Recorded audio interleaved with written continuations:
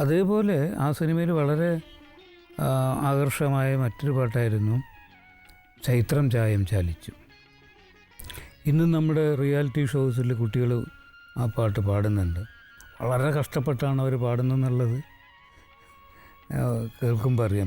പലർക്കും ഈ പറഞ്ഞതുപോലെ പിച്ചും ഒക്കെ ഔട്ടായി പോകുന്ന ഒരു രീതിയാണ്. അതിൻ്റെ കോമ്പോസിഷൻ അങ്ങനെയാണ്. NPSൻ്റെ എല്ലാ പാട്ടുകളും ഈ വലുതായിട്ടിങ്ങനെ ആളുകൾ പാടി നടക്കാത്ത പാട്ടായി മാറുന്നത് കേട്ടാൽ വളരെ സിമ്പിളാണെന്ന് നമുക്ക് തോന്നുകയും എന്നാൽ എൻ്റെ ഉള്ളിലേക്ക് ഇറങ്ങിയാൽ ഒരുപാട് ചുഴികൾ അതിനകത്ത് തീർത്തിട്ടുണ്ടാവും. ചൈത്രം ചായം ചാലിച്ചു, ചൈത്രം ചായം ചാലിച്ചു, നിന്റെ ചിത്രം വരയ്ക്കുന്നു, ചാരു ചിത്രം വരയ്ക്കുന്നു. ചൈത്രം ചായം ചാലിച്ചു, നിന്റെ ചിത്രം വരയ്ക്കുന്നു. ഈ ഗാനം ഒരു വളരെ എടുത്തു പറയേണ്ട ഒരു കാര്യം, അദ്ദേഹം ചിട്ടപ്പെടുത്തിയിരിക്കുന്നത് ഹിന്ദുസ്ഥാനിയിലെ ആഹിർ ഭൈരവ് അല്ലെങ്കിൽ നമ്മുടെ ദക്ഷിണേന്ത്യൻ സംഗീതത്തിലെ ചക്രവാകം എന്ന രാഗത്തിലാണ്. ഈ രാഗത്തിൻ്റെ സ്ഥായിയായ ഭാവം ശോകമാണ്.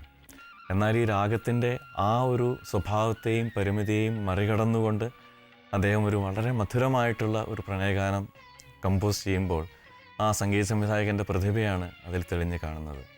ഇതിൽ ഇങ്ങനെ മധുരമായിട്ട് ചെയ്യുമ്പോഴും ആ ചിത്രത്തിൻ്റെ പശ്ചാത്തലത്തിലൊരു ശോകമായിട്ടുള്ള ഒരു പരിണാമമുണ്ട്.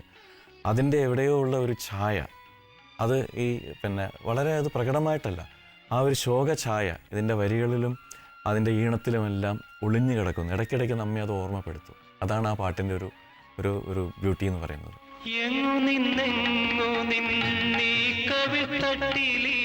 കുങ്കുമവർണ്ണം പകർന്നു, നിന്നീ കവിൾ തട്ടിലി കുങ്കുമവർണ്ണം പകർന്നു, മാതളപ്പൂക്കളിൽ നിന്നോ മലർവാകതളിത്തതിൽ നിന്നോ പാടി പറന്നു പോ തൻ പാടലമം ചുണ്ടിൽ നിന്നോ.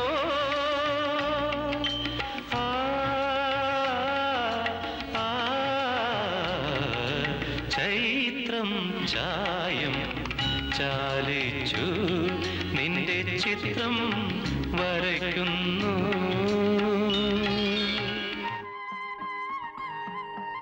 അദ്ദേഹത്തെക്കുറിച്ച് സിനിമ ചെയ്യുമ്പോൾ തീർച്ചയായും സംഗീതത്തിൻ്റെ പ്രാധാന്യത്തെക്കുറിച്ച് 12-13 പാട്ടുകളുള്ള സിനിമയാണ്.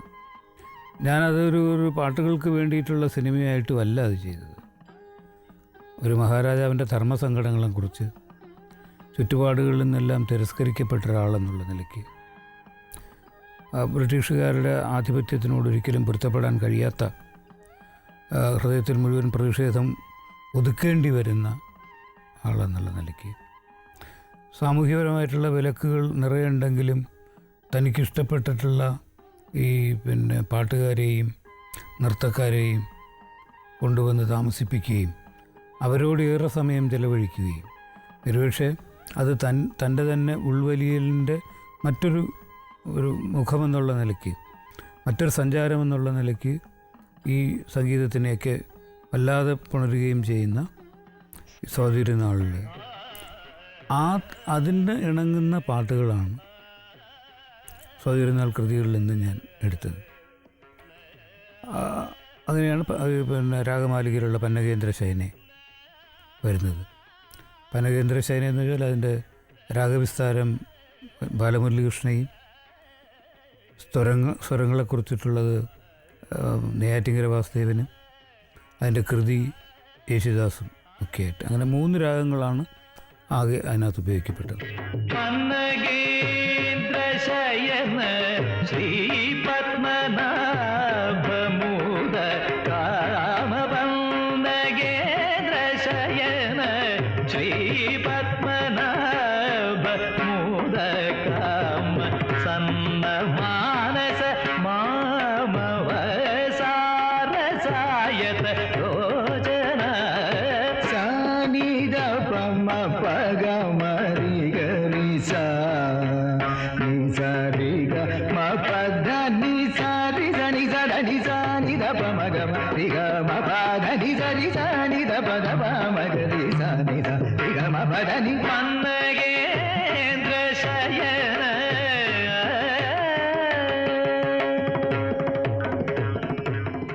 ഒരുപാട് കച്ചേരികൾക്ക് ഒരുപാട് പേര് പാടി കേട്ടിട്ടുള്ള അൽഷര പരിതാപം. പക്ഷേ അത് NBSൻ്റെ ഒരു പിന്നെ സ്പർശത്തോടുകൂടി അത് വരുമ്പോൾ നമ്മൾ അതുവരെ കേട്ടൊരു അൽഷര പരിതാപം ആയിരിക്കില്ല.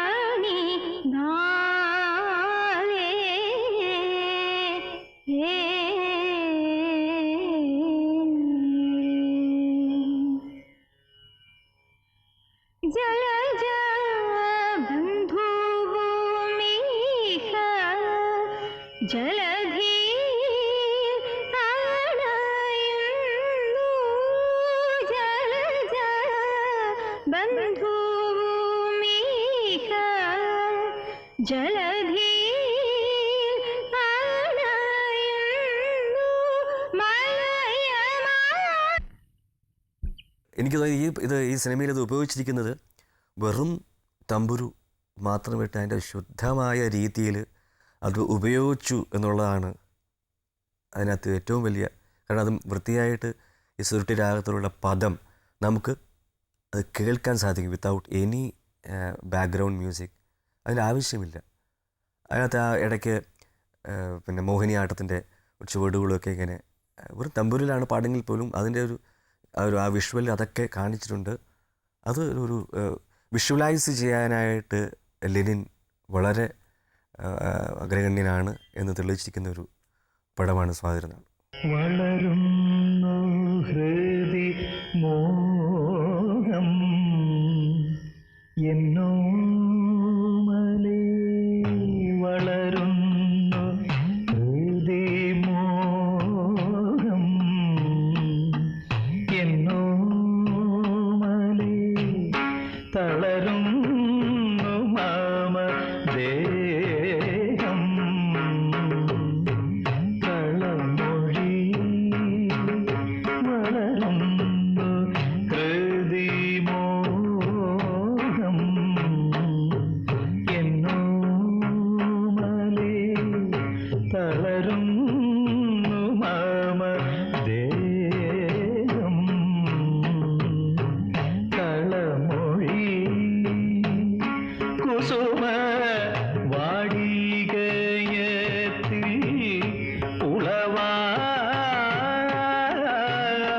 ഉളവായോരളി കുലാരവമധിക കേൾപ്പതും അധികമാതി നിദാനമയി സഖീയലർശര പരിതാപം ചൊൽവതിൻ അളിവേണി പണി ബാലേ ബാലേ.